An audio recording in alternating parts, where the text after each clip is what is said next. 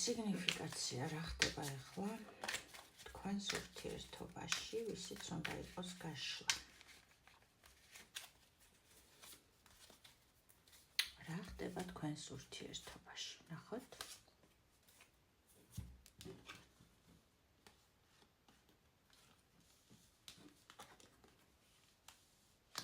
დუმილი დიდი ხანია არაფერი არ იცით არსებულ სიტუაციაზე.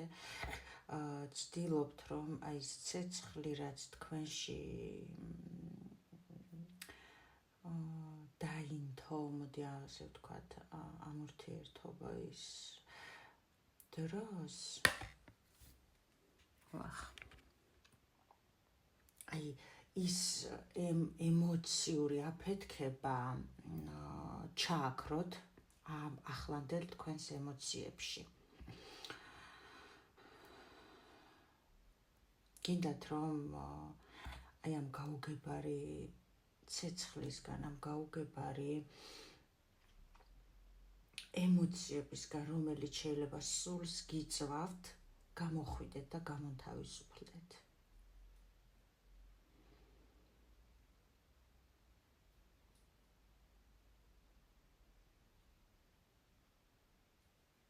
რა ხდება თქვენს ურთიერთობაში? არის დიდხნიანი გაჩერებული სიტუაცია, დუმილი, თუმცა თქვენ გაქვთ ფიქრები, რომ ეს ურთიერთობა განახლდება, იმიტომ რომ ეს შეიძლება მსგავსი არაერთხელ მომხდარა და განახლებულა ეს ურთიერთობა და ეხლა ფიქრობთ რა იქნება. თუ იცანით თქვენი სიტუაცია, ნახოთ. რა მოხდება ამ ურთიერთობაში?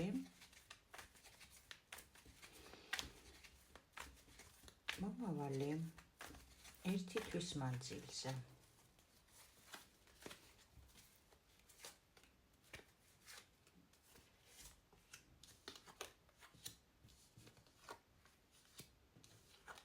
ნამდვილად აი ამ ურთიერთობაში მოხდება ამ გაჩერებულ სიტუაციაში შეტყობინების გამოგზავნა ჩემო ძვირფასებო თქვენთან აუცილებლად მოხდება. ეს ვისიც იყო სიგნიფიკაცია, იცოდეთ რომ აი ამას წყალი არ გაუვა.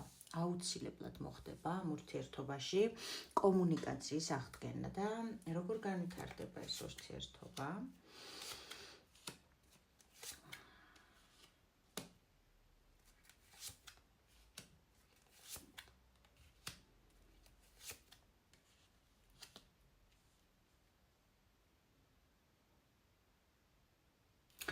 როგორი რაღაცა, იცი, კაც თუ ამას ცოტა ისე რა უყურებდა ამ ურთიერთობას.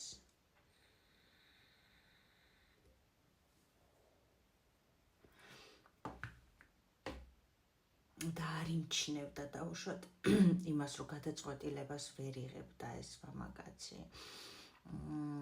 ამას შეიძლება ფინანსური პრობლემები ქონდა და ამ ყველაფერს არ ამბობდა, იმიტომ ვერ ირჩევდა რაღაცა კონკრეტულ გზას, მიმართულებას ამ ურთიერთობასთან დაკავშირებით, იმიტომ რომ ფინანსური პრობლემები ქონდა და თქვენ შენ ერთ აზრზე იყავი, ეს მეორე აზრზე იყო. აქედან გამომდინარე, ეს მამაკაცი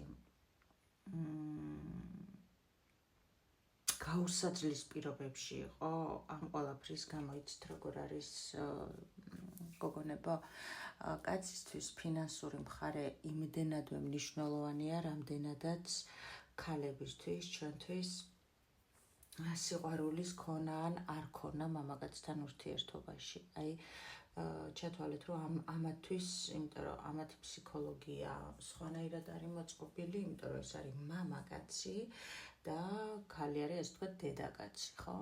ქალები სხვანაირად არის. ჩვენ შეიძლება ვფიქრობდეთ, რომ ჩვენ არ გვჭირდება და ასე შემდეგ და რაც გვაქვს გვეყოფა და ასე შემდეგ, მაგრამ ეს ნანა მათ არ აძინებთ, როგორც იტყვიან. აქედან გამომდინარე, ისინი თუ დაუშვათ რაღაცას ისე, ანუ ნახეთ ახლა აქ არ შეგეშალოთ რა, ძალიან დიდი სხვაობა მამაკაცს ქალი უყვარს თუ არ უყვარს. იმიტომ რომ შეიძლება მამაკაცმა თავი არ გაისარჯოს, როდესაც ქალი არ უყვარს და იმასთან ისეც ყველაფერი ოკეი აქვს და რაღაცა ზედმეტობები არ დაჭერდეს ზედმეტობები არ არის ეს, მაგრამ ანუ თვითონ თulis ამას ამ შემთხვევაში ზედმეტად, რომ არ ჭირდება მას რაიმე გარჯა იმისთვის, რომ ამ ქალთან ურთიერთობა გქონდეს. მე მაგ აქ საუბარი ამ ურთიერთობა ხა რაზეც ვშლით, ამ ურთიერთობაში არის საუბარი, როდესაც თქვენ ზუსტად იცით, რომ ამ კაცს უყვარხართ.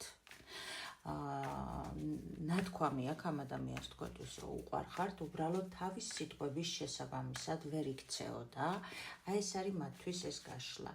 იმიტომ რომ ხო გეუბნებთ, ეს ადამიანი შეიძლება აი ურთიერთობა გააჩერა კიდევაც, გაანულა კიდევაც, იმიტომ რომ ამას ქონდა ფინანსური პრობლემები, ჩემო ძვირფასებო და ამის გამო თვითონ რო იცოდეთ რა დღეშია ღმერთო, აი მტერს არ უსურვებ ამ ფიქრებში და ემოციაც ამოვიღებ ნახე, იმ ემოციებში ყოფნას, რა ემოციებშიც ეს კაცი არის ამ ეტაპზე.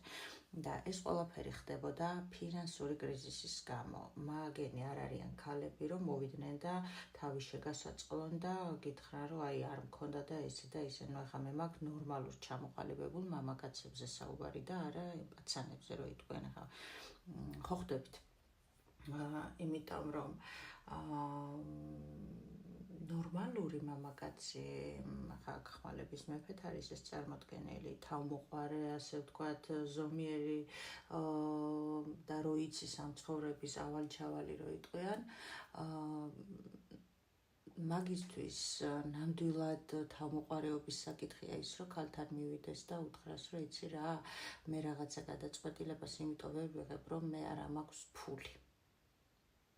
ეს შეიძლება რამე მინიშნებებით ან რაღაცა სიტუაციების მიხედვით თქვენ დანახული გქონდეთ, მაგრამ არა ისე, რომ პირდაპირ ესე მოვიდეს, იმიტომ რომ ეს მის მამაკაცურობაზე მეტყველებს, ხო? აქედან გამომდინარე, აქ არის ესეთი სიტუაცია. კარგი, ეს გავიგეთ და აქ უბრალოდ გვითხრეს, რომ შეიძლება ამას თქვენთან საუბარი გქონდეს იმაზე, რომ პირობითად იმ მომენტში, აი, როდესაც მოიპოვებენ, მერე შეიძლება გესაუბრონ იმაზე, რომ მას არ ქონდა საშუალება, მაგრამ იმ პროცესში არა.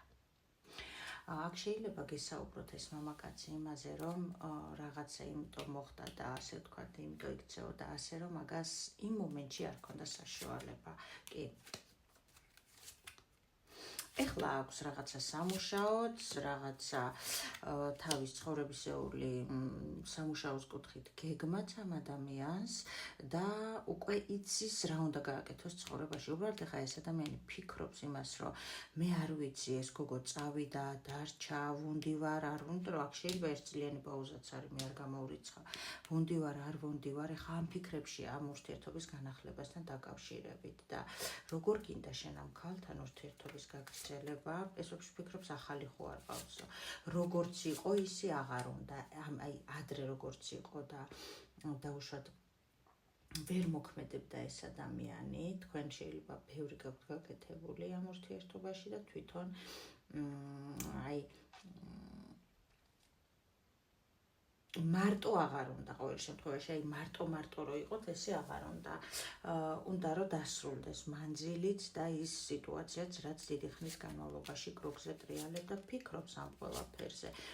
აუცილებლად ფიქრობს ნაბიჯის გადმოდგმას სერიოზული კუთხით, არ გამოურიცხავ, რომ ეს მოულოდნელად მოხდეს თქვენს ურთიერთობაში და